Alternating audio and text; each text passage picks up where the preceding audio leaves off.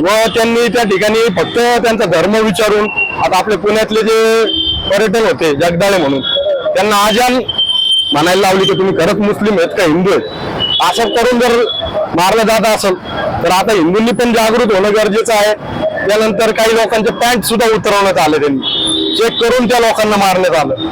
तर माझं म्हणणं आहे की हिंदूंनी आता जागृत होणं गरजेचं आहे. हे जे काही लांड्या असतील, भारतातले असतील, पाकिस्तानचे असेल, त्यांनी जो हा प्रकार केलाय त्याच्या विरोधात आपण पण एक हिंदूंनी जागृत होणं व हे जे लांडे आहेत त्यांच्यावर बहिष्कार टाकणं, व जे लोक म्हणतात की आपल्या दहशतवादी किंवा जे काही आतंकवादी यांना धर्म नसतो, मग धर्म नसतो तर मुसलमानच कसे आतंकवादी आहेत आतापर्यंत? सगळ्या जगाला यांचा त्रास चालू झालाय.